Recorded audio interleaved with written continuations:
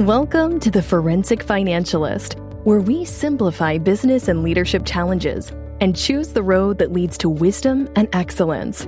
We discuss tough issues facing business and figure out easy-to-implement solutions. Using the rearview mirror approach, we look in the rear view to move towards a brighter future. Here's your host, Jeff Newkirk.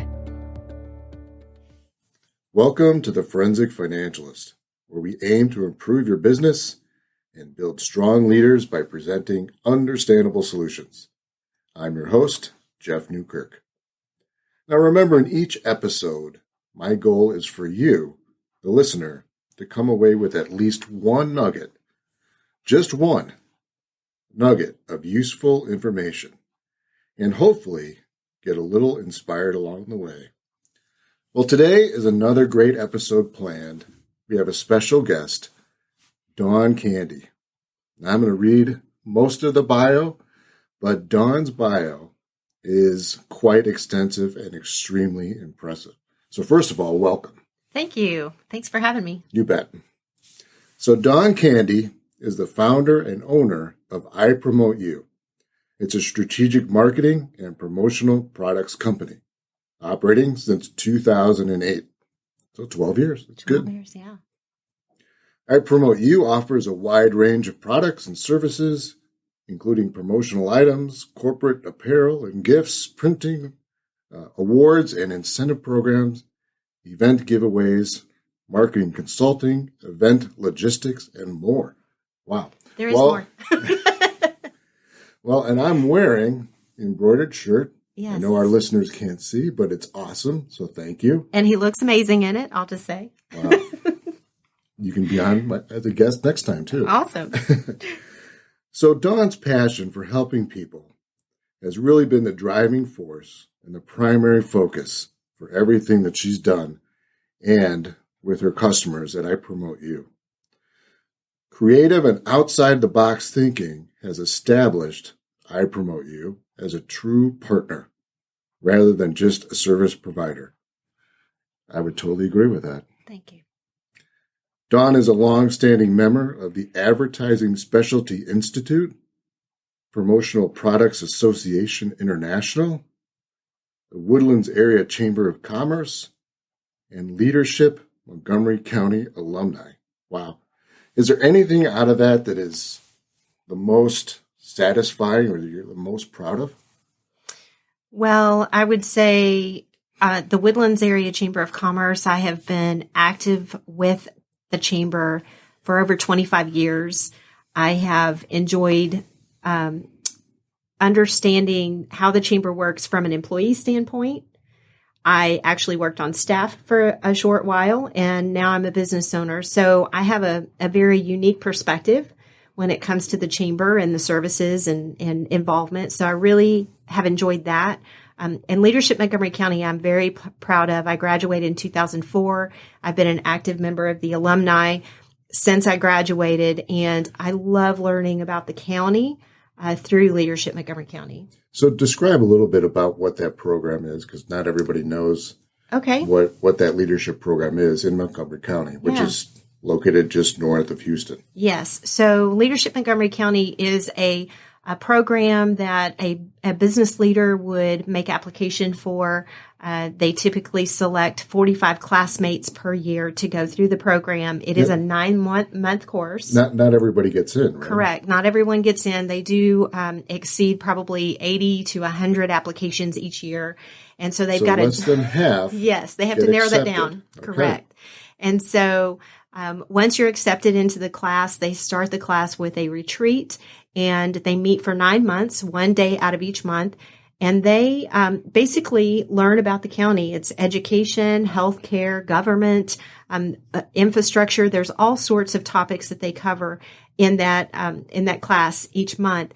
And in addition to that, they select a class project to work on that is sustainable after the class graduates. So it's very practical. It is very practical. It's very, I would say, philanthropic and also just very community centric as well. And, you have to remember that's part of the class is actually doing the class project, because you have to remember you are in a class with business leaders, community leaders. Mm-hmm. We have a lot of chiefs in that area, and so you learn how to become a better leader, and you learn when to step up and lead and when to kind of sit back and let someone else take the lead. So it's a great program to go through. They typically graduate in May, and the new class applications are out at that time, so you can apply, and they announce the new class in July, I believe, each year. So it's really a great, great program, and it's evolved so much since I graduated. My husband has also graduated from the program after a lot of encouragement from me.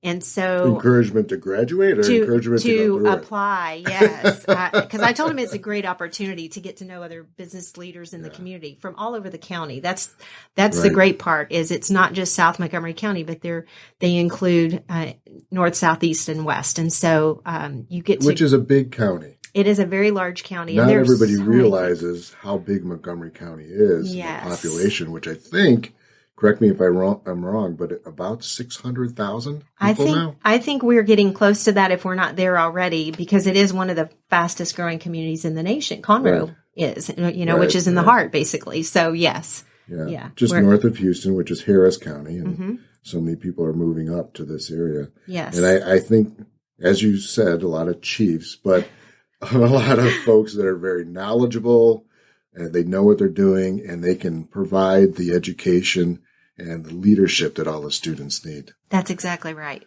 Yeah. Yes. Awesome.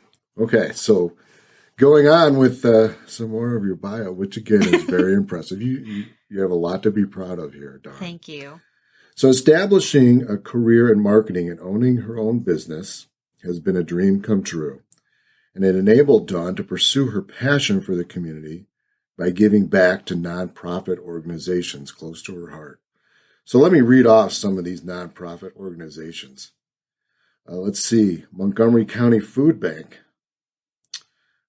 which you helped expand into a 72,000 square foot building. And then you founded the Greater Montgomery County Restaurant Association, which also is we'll talk about that in a minute. Okay. That's pretty impressive. Let's see. Also, the Economic Development Corporation, you were on the board as a VP, and you were recently appointed to the City Council, place for and serves the city as Mayor Pro Tem. So, a lot there. Let's go back to the Montgomery County Restaurant Association, because there's a little story behind that. How did that happen? So I was, in 2007, I believe it was, I was team leader for the Woodlands Area Chamber's Taste of the Town. And I was doing some research. I went to Galveston because they have what they call an Epicurean evening. And that event actually was benefiting the Galveston Restaurant Association.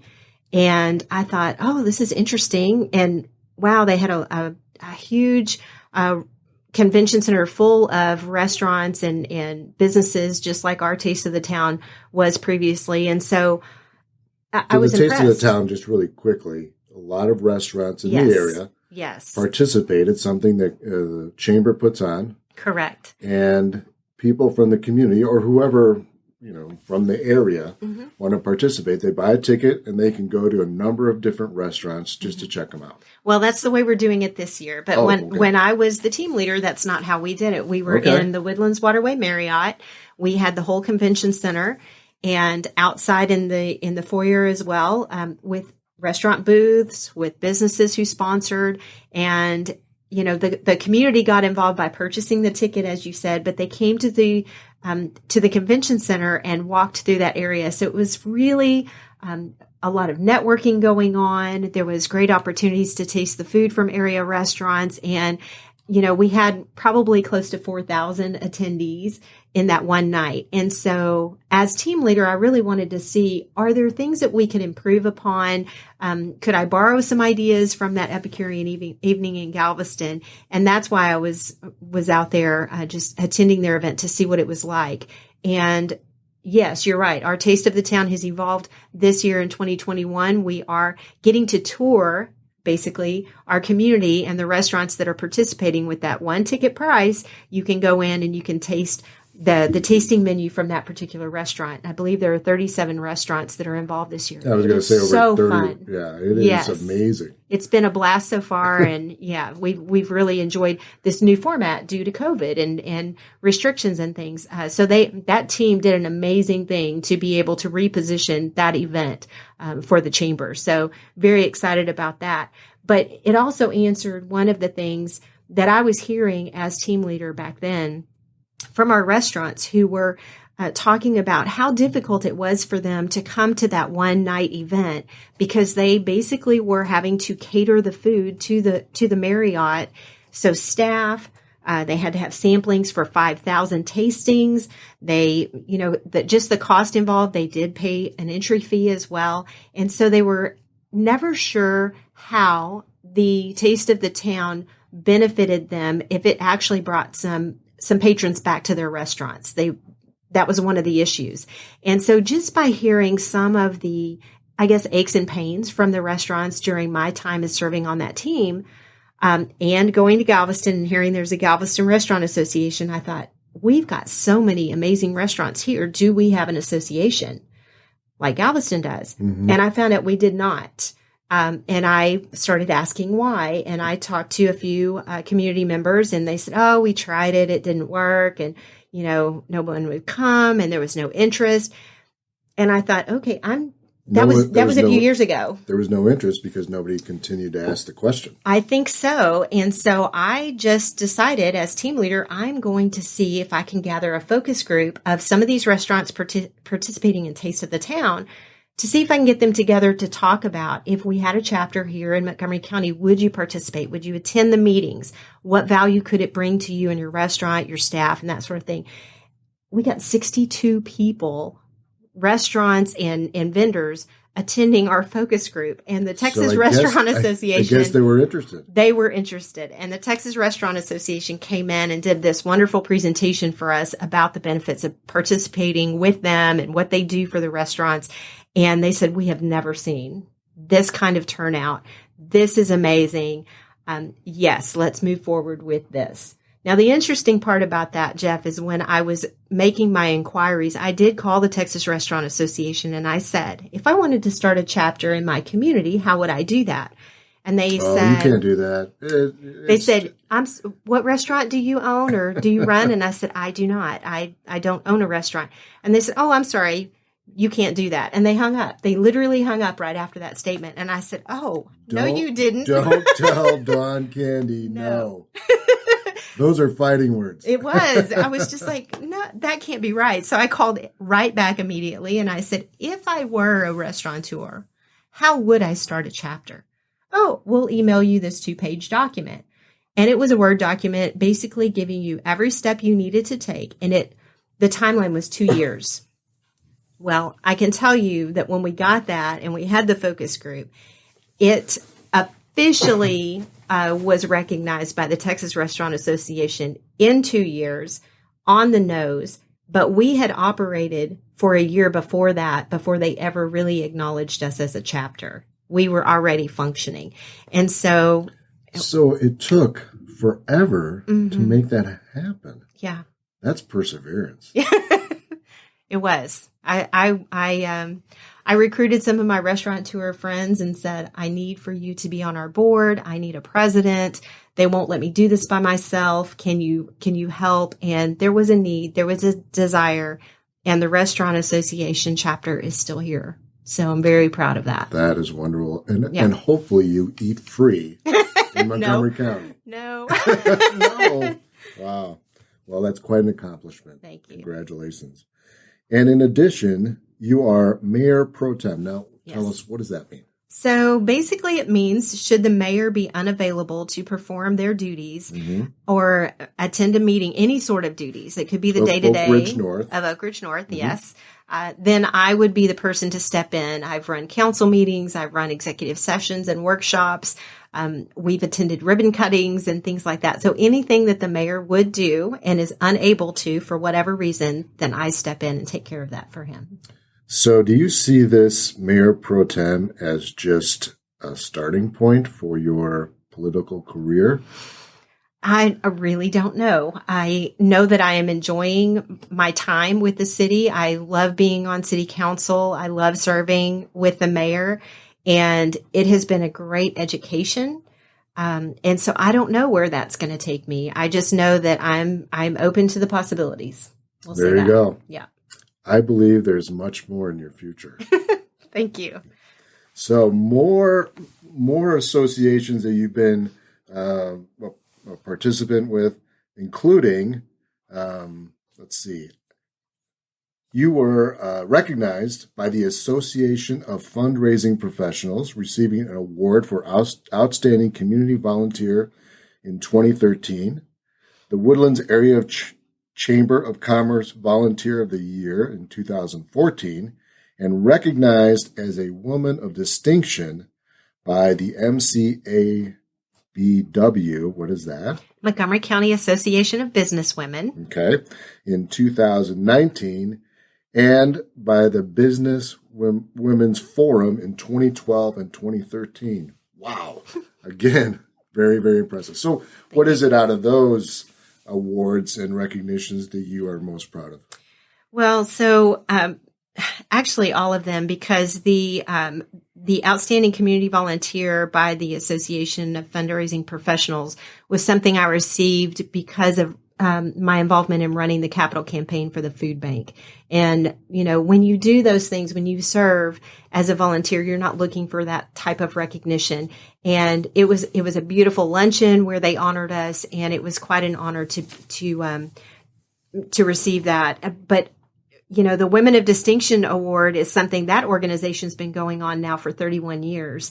And for me to be recognized by two of the organizations that I feel like I pour my heart and soul into, because I support women. I love to mentor. I, love both of those organizations very much. And so to be recognized by those organizations for the service that I do it's really just an honor, and I was very humbled by it. What a huge compliment to you. It really is, and it makes me feel very, very good. Yeah, you've influenced a lot of people. Yeah, so wonderful. Thank you. One more on here that I have to ask about, and that I Promote You was awarded the Hub certification by the state of Texas. Yes. So what does that mean?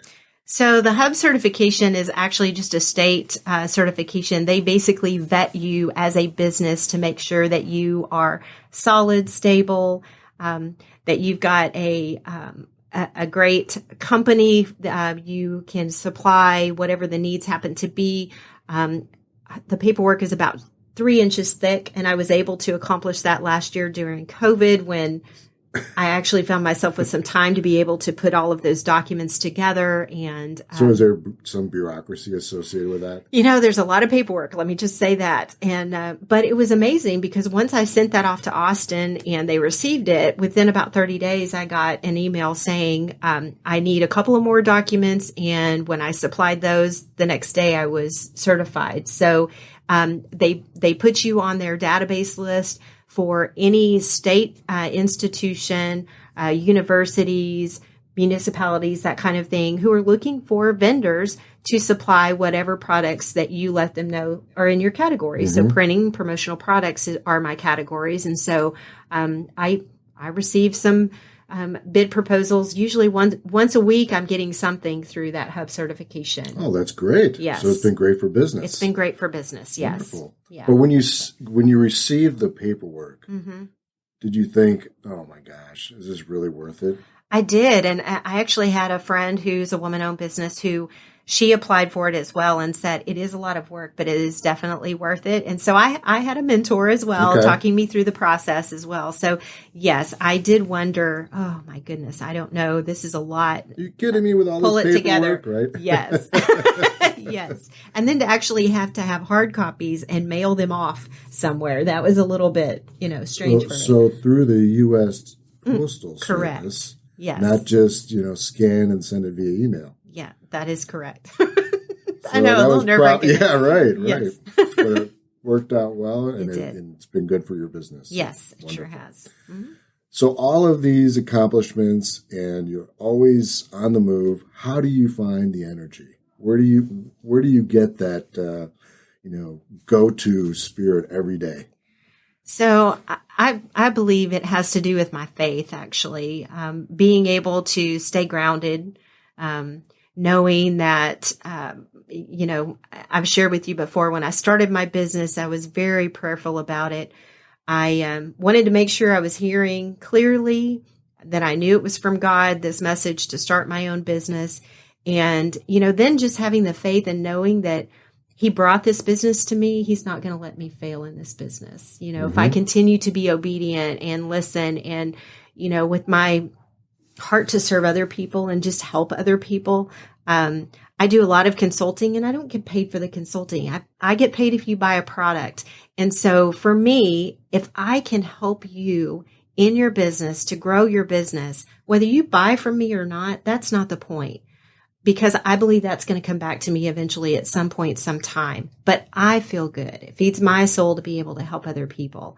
And so doing the right thing. Yes. Adding value to others. Yes. Always trying to add value and encourage other people, Mm-hmm. So that's an inspiration. Being a business owner is hard. If no one told you, it's hard. Especially during a pandemic. Yes, it is. And that was the other thing, last year, just with these organizations I'm a part of, just being able to encourage women to continue to connect. Other business owners continue to connect. I know we all felt somewhat paralyzed for a point, but oh my goodness, once we figured out how to do Zoom and, other ways to connect with people, I was on so many different calls that people were talking about emailing, they were talking about Zooming, all of these things. And I told them, I said, my biggest tip for you, pick up the phone, call someone. Parents that are home who are trying to run their business and have their kids at home because they've got to homeschool them would love to hear from an adult. They would love to have that adult conversation. And it doesn't have to be about business. Just check on people. I felt like that was a little bit lost for a short amount of time, but, it was almost like it was a new idea to pick up the phone and call. And so that was one of the things that we did. And I promote you is calling people and just checking. How are you? How's your family? Is there anything I can do for you? Even if I had to go run an errand for somebody, I wanted to be able to make that connection. That's wonderful. So, yeah. And you started out by saying it's your faith. Yes. And there are a lot of folks that sort of question their own faith. And, I run across this often, and I'm a person of faith, and I fall short every day, but I try. What is it? How do you keep that faith strong? And when you come across somebody who doesn't have a strong faith, how do you approach them? How do you have that conversation? Well, I think I'm very positive with people, regardless if they don't have it. But I do share testimony with them and telling them how, for me, that it gives me peace and comfort in knowing. And I do talk to people a lot. It's like I keep running against these challenges. I'm every time I turn around, something else seems to be going wrong. And I tell them, if that's the case, you might be on the wrong path, because truly, when God creates that path for you and you are on the road that He wants you to be on, you've got smooth sailing. People come into your life that can help you along the way. You start seeing doors open, connections being made. Yeah, but Dawn, that's not God. I mean, come on, right? I mean, you hear that. I do hear that. People always push back. I do hear that. And, I just tell them, my testimony is, it is, because I've been in those situations where things kept going wrong and things kept going wrong, and I mean, God can't give you anything if your fists are clenched. You got to be receptive. You have to be open. Mm-hmm. So what are you holding on to that is enabling Him to not give it to you? What is it that you are focused on? Shift your mindset just a little bit. Start looking at the positive things, and even a great analogy. When I was pregnant, every time I looked around, I saw a pregnant woman. If you're looking to buy a new car and you're thinking, oh, I'm going to get this Lexus SUV over here, everywhere you look, you start seeing that Lexus SUV, right? So it's the same thing for negativity. If you're looking at negative things and you're feeling negative all the time, that's what you're going to find. Right. So why not focus on the positive? Because that's contagious too. It is. It is. And we have a choice. You will feel better. Yes. Oh my goodness. We do have a choice. So much better. Yes. So to remain positive every day, are there certain things that you do to keep that positive energy going? Obviously faith, but for example, I've suggested, and I do this myself, every morning I think of 3 things that I'm grateful for, at least 3. And some days it's the exact same thing. That's okay. But if I get into a habit of saying, I am thankful for this, I'm thankful for that, it becomes more of a, positive thing that I'm actually looking forward to every morning to get me going. Yeah. And then I set reminders during the day. I have a reminder that says, Jeff, time to say a prayer for whatever, So I have those reminders going off during the day to keep me going. Do you do similar things or? So I meditate. I listen to motivational presentations on YouTube. Do you have a favorite one? I really don't. I mean, so many good ones out there. There are a lot of good ones out there, actually. But I guess I really focus on the ones that are sort of self-improvement, personal development, the things that remind me constantly. But if I'm having one of those days where maybe I can't come up with those 3 things like you're mentioning, just to stay in gratitude, hey, I'm grateful for the roof over my head, the food in my belly, and the clothes on my back. That is as basic as we get. Yeah. And, but I don't take any of that for granted. Absolutely not. And, there's always someone out there that has something harder that they're dealing with. And so I remember that as well. I am grateful for what I've got right now and what my life is about right now. Sometimes when I wake up, I think, I'm thankful for waking up. Yeah, that's true. The older we get, we do think that. I never dreamed I would be this age. Well, some days it's just, when it's cold and rainy and you think, what challenges are ahead of me today? Well, I'm just thankful that I'm getting up to face those challenges. Yeah. And I can do it. Yeah. And I think about all the things I get to do, not the things I have to do. Yeah. Yeah. You talked a little bit about how I Promote You reacted during the COVID pandemic. We're still coming out of it. And I think in Texas, we are fortunate that we have more opportunities to do business than in some other states. But agreed. How are you changing your plans for 2021? Because there's still so much uncertainty. Yeah, there is. So it's interesting. 2021, I've set myself a goal to visit some new networking groups that I don't typically go to. Many of them are still on Zoom, and it's not anything that I'm going to do on a regular basis necessarily, but just kind of putting myself out there into a new sphere and, having the opportunities to do podcast, to do public speaking, I've created a seminar for the Woodlands Chamber and hopefully I'll get to present that. But it's a way to stay in front of people. It's going to be a great seminar. I am looking forward to it. And so I just feel like, my word for this year is fearless. And it's fearless because I want to do things that I had been afraid to do before, take a little bit of a risk, right? But I also kind of dissected that word. If you think about it, fearless, that speaks to my faith. Fearless.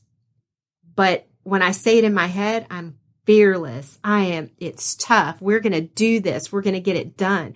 So I think about the energy. For those of you who are listening, you can't see, Dawn is clenching her fist and is ready to punch the wall. I'm ready to attack whatever it is. And so, and that's really the thought that's been going through my head with that word. And so I hope that other people listening to this can select a word for this year that they can get behind, that they feel passionate about, that will drive them, that will help them to move to that next level that they want to go to. So there are two things that you said that I really just hit home with me. The first one is, of course, being fearless and having a faith. I didn't realize this until recently, but in the Bible, it says 365 times, do not be afraid. Mm-hmm. And I'm thinking that if it says that 365 times, one for every day, each day of the year, Yes. God probably really means it. It's true.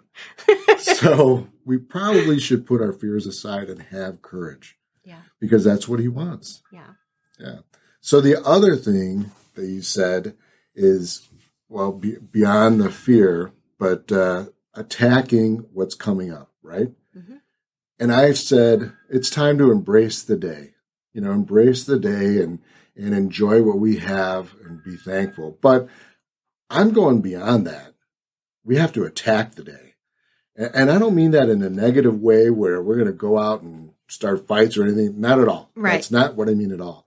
But we have to be ready to attack whatever is going to come our way so we can stay positive, stay focused, and accomplish. Mm-hmm. So be fearless and attack it. Yeah. Yeah. That's a good point. That's a very good point. So good. So what's next?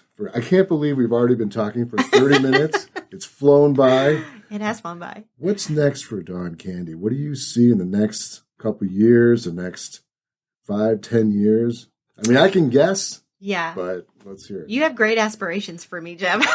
I'm going to hang with you more Look often. what you've accomplished. I am not sure as far as what the future holds with, my desire to speak more, do some public speaking, that kind of thing. But I can tell you that I am working on, I promote you, really with my why in mind of the fact that I want to be able to give back to my community. So that means that my company is going to run without me, and I will be able to participate more in those philanthropic things and those nonprofits that I have such a heart for. I'm going to make a difference in my community, and I really am focused on building my business to that point so that I can step away from the business. It can continue to run and serve my customers, and I'm able to make a bigger difference on a bigger stage. That's what I'm looking for. You will. Yeah. You will make a big difference. Can you give us some insight to the seminar that you're putting together? Yeah, so we're going to be talking about networking in 2021. We're going to talk about your elevator speech or your 60-second, how to craft that, how to be interesting when you are crafting it, but still getting your point across and reaching your target for that. And so there's just so many things that have changed in 2020 and going into 2021 that I want to encourage people on, don't step back from the networking side of things and how you can be strategic and effective when you're networking and really set some goals for that. So I'm looking forward to sharing some tips on those. So you mentioned that you can still have, good productive networking virtually. Correct. So what would be like one or two things that you would suggest our listeners take on when it comes to networking in a virtual world? When you are on a Zoom call, I know that it's difficult because I've been on them myself where you've got... We're zoomed out, Don. The Brady Bunch boxes, right? And you've got all these people and you see somebody there that you want to connect with. I'm going to encourage you to watch the chat box because I have been in a meeting where I've direct messaged someone and they've never responded to me. They're not watching that chat. But that is a tip for you on both sides of it. You watch it for other people reaching out to you, but you also feel free to reach out to them, direct message them through that chat if you want to connect on a deeper level. And not everybody realizes that there's an option in Zoom, and it's a drop down. Yes. So you click on, I think it says direct, message everyone or everybody. Right. And then it lists the participants. Yes. And you can just click on the name, and then that gives you the chance to direct message somebody in the meeting. That is correct. Yeah. So not everyone will see that message. Now, if you're... We have to be Zoom savvy. You do need to be Zoom savvy. But now if you're in a meeting and there is not that option, then I'd encourage you to do the @ sign and put that person's name and, put your message in there. So still everyone will be able to see it, but they'll know it's directed at them. so you can put their name in. So that is just one of the tips in helping you to try to navigate Zoom and connecting, being strategic, making sure you're making an effective use of your time, because it doesn't matter how many Zooms you sit on each day. If you're not benefiting from the connection and they're not benefiting from connecting with you, it just doesn't make any sense. Why are you doing it then? Right. Don't waste your time. And you've always got to be thinking, how can I add value to the other person or the situation that I'm in? If you're always waiting, it's not going to happen. Right. You've got to be proactive, and you've got to have that mindset of, I'm going to add value. I'm going to help somebody. I'm going to improve the situation. Yes. It becomes more natural. Right. That's true. And helping them could be that you've heard their commercial and you know someone that would be a great introduction for them. And so there you are, that you want to make that connection. They're going to appreciate it. So is the person you're going to introduce them to, because you've just expanded their sphere. And so any nugget that you can do to add value to someone when you're on a call, I mean, hopefully that's what we all want to do.